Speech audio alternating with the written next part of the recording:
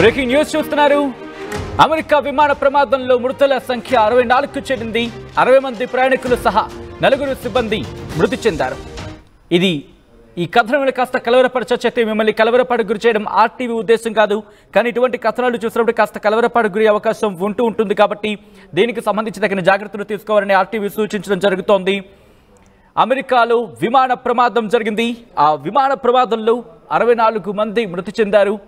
60 మంది ప్రయాణికులు సహా 4 సిబ్బంది మృతి చెందారు. జెట్ విమానాన్ని యుఎస్ ఆర్మీ హెలికాప్టర్ ఢీకొట్టింది. దీంతో ఈ ప్రమాదం జరిగింది. ప్రమాదం తర్వాత పోటోమాక్ నదిలో పడిపోయింది జెట్ విమానం, అలాగే హెలికాప్టర్. ప్రమాదానికి గల కారణాలు ఇంకా తెలియరావాల్సి ఉంది. ఇప్పటివరకు 28 మంది మృతదేహాలను వెలికి తీసినట్టు చెప్పుకొచ్చింది అమెరికా. సహాయక చర్యలు 300 మంది ఫస్ట్ రెస్పాండర్స్ నిమగ్నమైనట్టు చెప్పుకొచ్చింది అమెరికా. గడిచిన 24 ఏళ్లలో అమెరికాలో ఇదే అతిపెద్ద విమాన ప్రమాదం అంటూ చెప్పుకొచ్చింది. విజువల్స్ మీరు చూస్తున్నారు ఆర్టీవీ స్క్రీన్ మీద. ఈ కథను మిమ్మల్ని కాస్త కలవరపరచవచ్చు, అయితే మిమ్మల్ని కలవరపాటు గురి చేయడం ఆర్టీవీ ఉద్దేశం కాదు. కానీ ఇటువంటి కథనాలు చూసినప్పుడు కాస్త కలవరపాటు గురయ్యే అవకాశం ఉంటుంది కాబట్టి దీనికి సంబంధించి తగిన జాగ్రత్తలు తీసుకోవాలని ఆర్టీవీ సూచించడం జరుగుతోంది. ఒక్కసారి అక్కడ ఎటువంటి పరిస్థితి ఉందో చూద్దాం.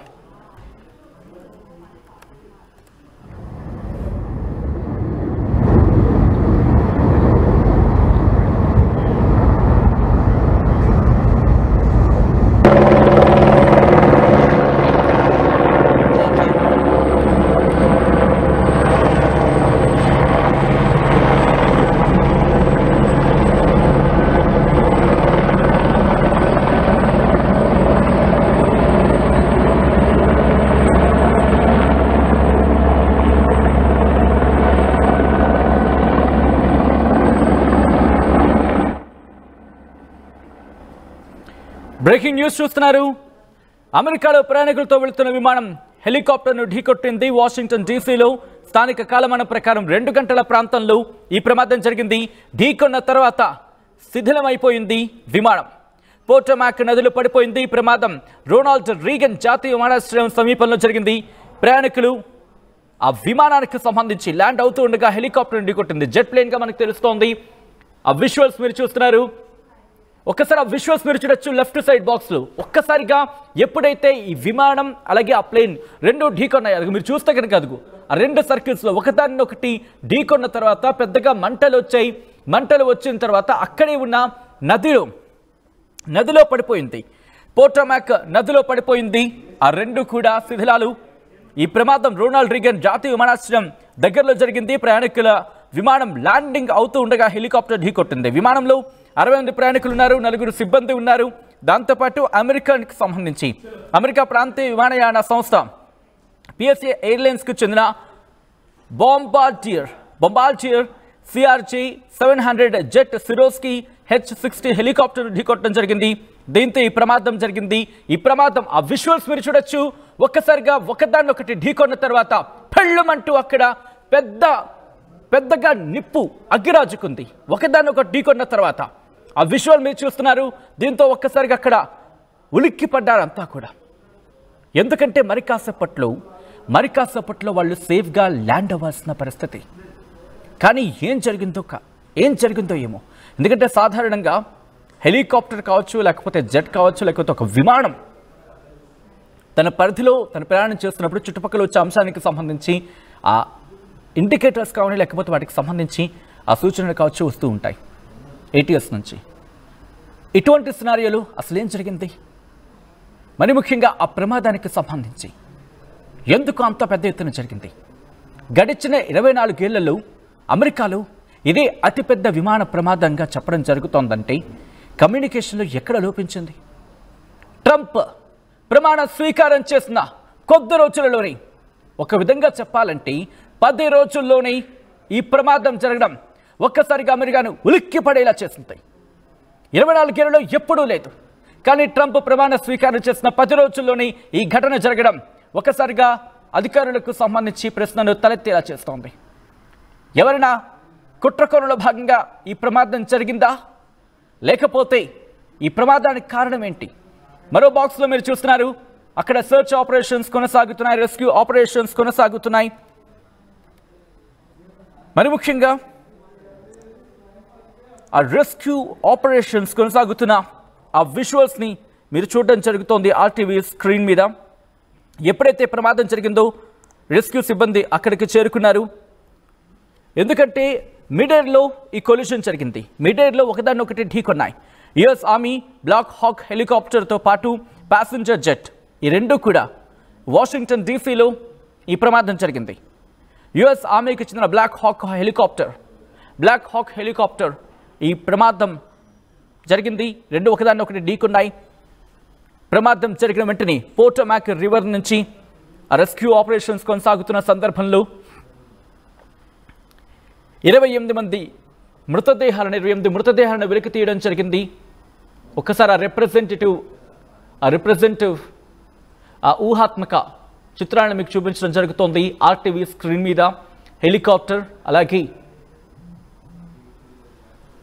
జెట్ ప్లేన్కి సంబంధించి మరి ముఖ్యంగా ఇక్కడ అధికారులు కూడా ఈ అంశానికి సంబంధించి రియాక్ట్ అయ్యారు. ఎందుకంటే ఒక్కరు కూడా బతికుండే అవకాశం ఉందా అంటే కనుక అనుమానమే అంటున్నారు.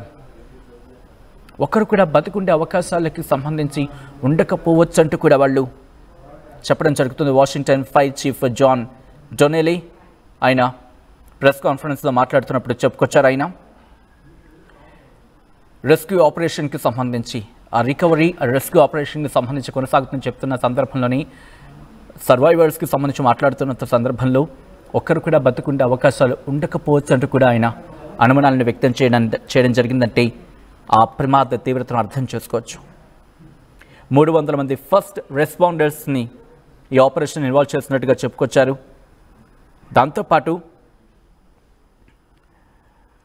అక్కడ సిచ్యువేషన్స్ చూస్తే కనుక చాలా దారుణంగా ఉన్నాయి.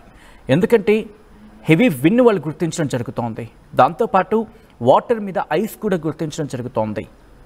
ఈ రాత్రంతా కూడా ఆపరేషన్స్ కొనసాగుతున్నాయి.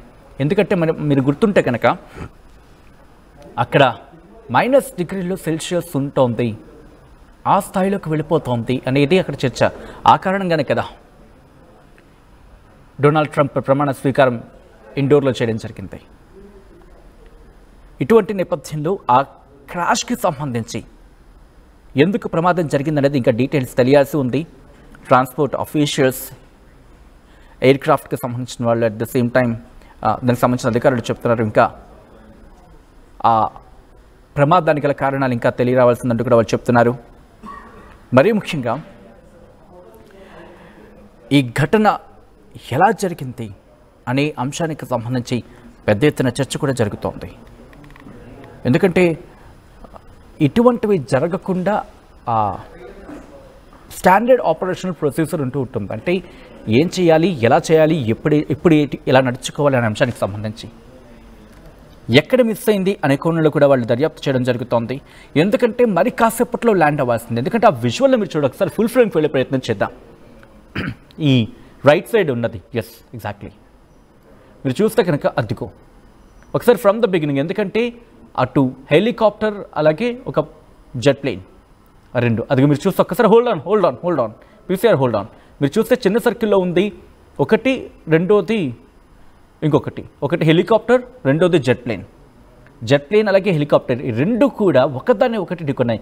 ఆ రెండు మీరు చూస్తే కనుక ఇంకొక ఫ్లైట్ అప్పుడే టేక్ ఆఫ్ అయినట్టుగా భావించవచ్చు. సో ఇక్కడ హెలికాప్టర్కి సంబంధించి మీరు చూస్తే హెలికాప్టర్ అలాగే జెట్ ప్లేన్ రెండు అద్దెకో అలా ఒకదాన్ని ఒకటి ఢీకొన్నాయి. దీంతో ఒక్కసారిగా ఆ ప్రమాదం జరిగిన తర్వాత శిథిలాలు పక్కనే ఉన్న నదిలో పడిపోయాయి. ఈ విమాన ప్రమాదంలో 64 మంది మృతి చెందినట్టుగా గుర్తించడం జరిగింది. ఈ ఘటనకు సంబంధించి జెట్ విమానాన్ని యుఎస్ ఆర్మీ హెలికాప్టర్ ఢీకొట్టినట్టుగా తెలుస్తోంది. అయితే ఘటనా ప్రదేశం నుంచి సుమారు 24 మృతదేహాన్ని గుర్తించినట్టుగా అమెరికా చెప్పడం జరుగుతోంది. అమెరికాలో ఘోర విమాన ప్రమాదం జరిగింది. ఈ ప్రమాదంలో 64 మంది మృతి చెందారు.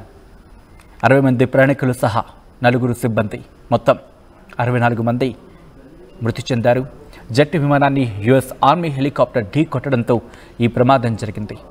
ప్రమాదం తర్వాత పోటోమాక్ నదిలో పడిపోయింది జెట్ విమానం అలాగే హెలికాప్టర్ రెండు కూడా.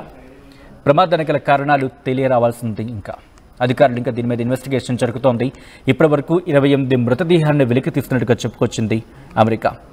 సహాయక చర్యలు 300 మంది ఫస్ట్ రెస్పాండర్స్ని ఆపరేషన్ని ఇన్వాల్వ్ చేసినట్టుగా, ఆపరేషన్ కోసం రంగంలోకి దించినట్టుగా అమెరికన్ అధికారులు చెప్పడం జరుగుతోంది. గడిచిన 24 గంటలు అమెరికాలో జరిగిన అతిపెద్ద విమాన ప్రమాదంగా దీన్ని చెప్పడం జరుగుతోందంటే అర్థం చేసుకోవచ్చు అక్కడ ఎటువంటి సిచ్యువేషన్ ఉంది అనేది.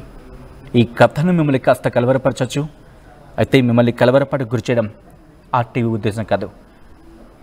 కానీ బయట ప్రపంచంలో ఏం జరుగుతుందో మీకు చూపించడం, తద్వారా మీకు అవగాహన కల్పించడం, మిమ్మల్ని అప్రమత్తం చేయడంలో భాగంగానే ఈ కథను చూపించడం జరుగుతోంది తప్ప మిమ్మల్ని కలవరపాటు గురి చేసే ఉద్దేశం ఆర్టీవీకి అనడు లేదు, ఉండదు.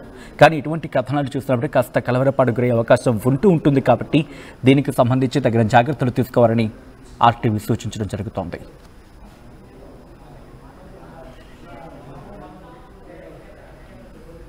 రెస్క్యూ ఆపరేషన్స్ కొనసాగుతున్న ఇదే అంశానికి సంబంధించి అమెరికా అధికారులు మాట్లాడుతున్నారు. వాళ్ళు ఏమంటారు చూద్దాం. We are now at a point where we are switching from a rescue operation to a recovery operation. At this point, we don't believe there are any survivors from this accident. And we have recovered 27 people from the plane and 1 from the helicopter. The district office of the medical examiner has lead on reuniting these bodies and these people with their loved ones, and we will continue to work to find all the bodies and collect them and reunite them with their loved ones. We should also acknowledge that the Virginia medical examiner and the Army medical examiner are involved in this operation and a very important part of getting the people in.